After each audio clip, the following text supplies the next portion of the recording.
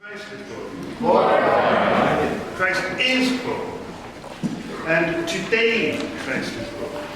Today, at the fullness of time, as we just heard the Apostle say, when God sent forth his Son, born of a woman, sent him at the fullness of time to redeem those under the law and grant them adoption of sons.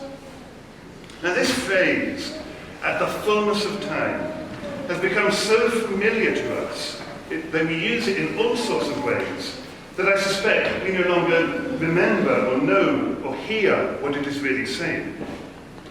For instance, it doesn't mean what my kids think it means. When they ask me, Papa, can we do something? Can we go somewhere? And I say, yes, in the fullness of time, they know, well, as much as I'd like to, it's probably not going to happen. Alternatively, we use the phrase, the fullness of time, to speak of something that happens with all due preparation, getting everything ready so that it can be perfect at the right time, at the fullness of time.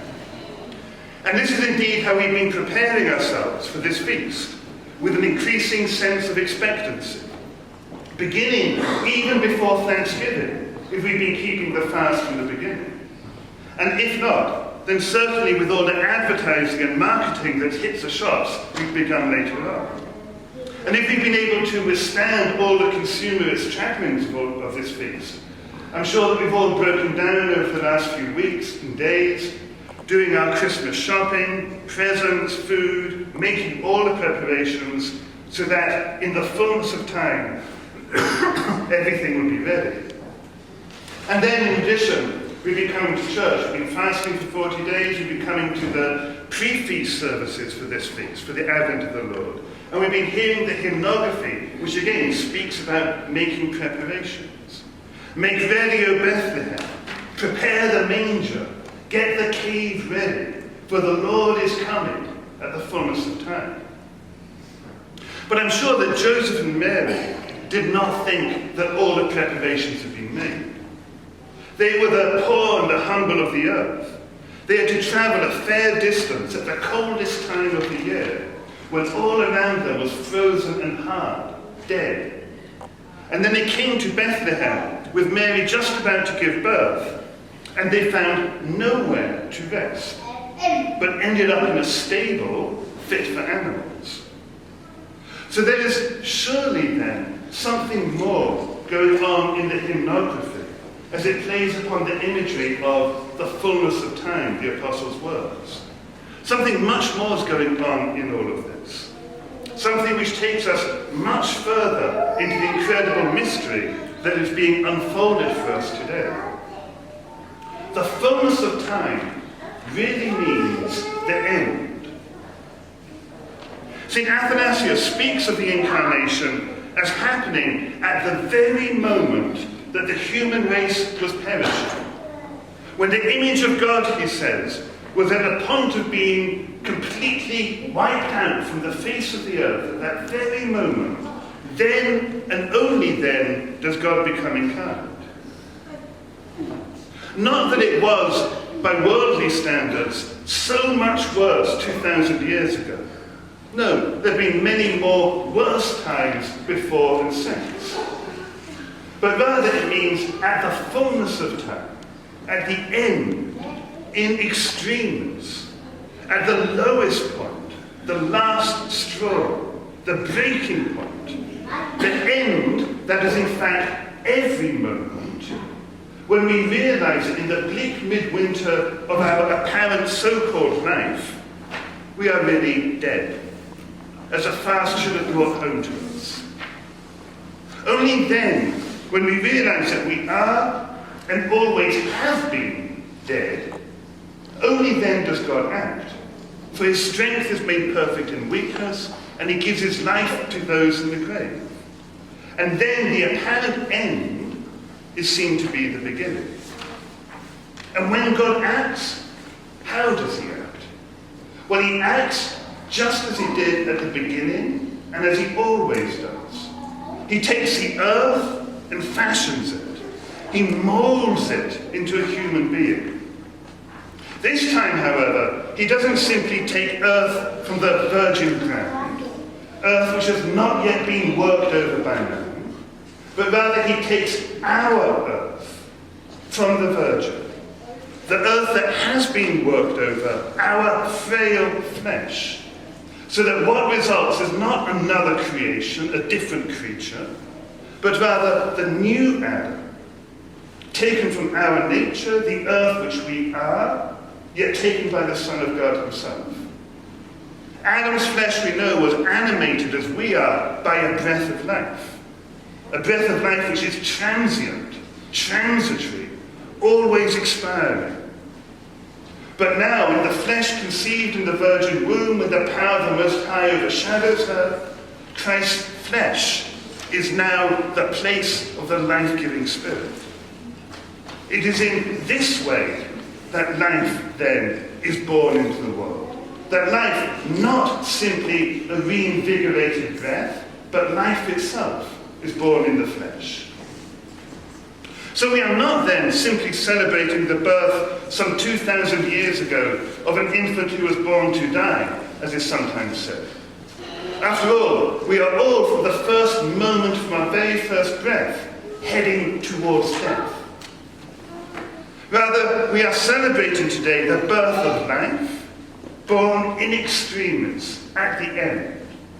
As we see in the icon before us, where the seed of life is placed in the depth of the earth, wrapped in swaddling clothes, not simply as an infant, but also as a corpse, the firstborn of the dead, the firstborn of many brethren. And placed in a manger as in a coffin, placed in the depth of the earth, ready to bring creation to life in the eternal springtime of his kingdom, renewed, redeemed, recreated, as it begins to live from him, the one in whom all things hold together as the head of the body. Yet, what happens here today is visible only to the angels who proclaim it to the shepherds, and to the wise men from the east, who are led not by Scripture but by the star to worship the Son of Righteousness. Only these know whom it is that is born and what this miraculous new birth signifies. The shepherds bring their animals to lie beside the one who ushers in God's reign of peace, and the Magi, asking to find the King of the Jews, the title of the crucified one, they bring gifts suitable for a dead divine Lord. These are the ones who know who it is that is born and what this miraculous new birth signifies. All this is not yet visible, is not yet seen, is not yet clear to the world, and perhaps even to us, we who live by faith, not by sight. The preparations that God has been making, providentially ordering all history to culminate in his Son, as we heard in the genealogy read in the Gospel last Sunday, these preparations are working not in a way that we would have expected, or even in a way that we would have thought decent. For at the key moments in the genealogy, God works through those who are stumbling blocks to others, including Mary herself, an unwedded virgin with child. But as we heard in the Gospel today, the world immediately and insistently rejects this good news. It was yesterday, at the Vespal liturgy, that we heard in the Gospel reading about the birth of Christ. Today, instead, we hear about what happens after Jesus is born.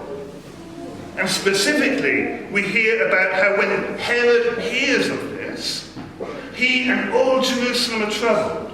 He summons the chief priests and the scribes, those who persecute Christ, to find out from those who have the Scriptures where it would be that Christ is born. And he's told he's born in Bethlehem, in the house of bread. So when true life is born into the world in its supposed wisdom and knowledge seeks to kill it, quash it, stamp it out. And so the wise men had to return by a different route. We cannot simply return to where we were. Moreover, as we will hear next Sunday, even Christ himself had no place in the land in which he was born. He had to go to Egypt, Egypt of all places, because it's from Egypt that God calls his son. But as God said to Jacob, do not fear to go down into Egypt, the world that seems most opposed to God, for it is there in extremis that you will find life. Do not fear to go down to Egypt, but fear rather Herod and his attempts to kill the life that God offers, suggesting that we live without it, satisfied with ourselves as we were. Do not fear to go down to the extremity of Egypt, knowing that it is in extremis that God acts, as with the martyrs whom we've been given to contemplate over the last days, Saints Ignatius, Juliana, Anastasia, and Evgenia, those whose lives were literally on the edge, and so those in whom we see God most fully at work, strength being made perfect in weakness, in extremis. Saint Ignatius, for instance, preparing himself for martyrdom in Rome, described himself as one who is about to be born through his death, born into life as a human being, with a noble birth, like the name Evgenia suggests. So today Christ is born, at the fullness of time, not only in extremis, at the end of time, but also at the completion of time, the completion of God's work, his project, to make a human being in his image. This is the revelation, the unveiling of the sons of God, with whom the whole world has been labouring in travail, labouring in giving birth. So today Christ is born in the flesh, and it's now in the flesh that we encounter God. It is in the same flesh, consumed by us, that we become one with him. The world cannot see this. It can only see the body of the son of the carpenter and persecutes his living flesh.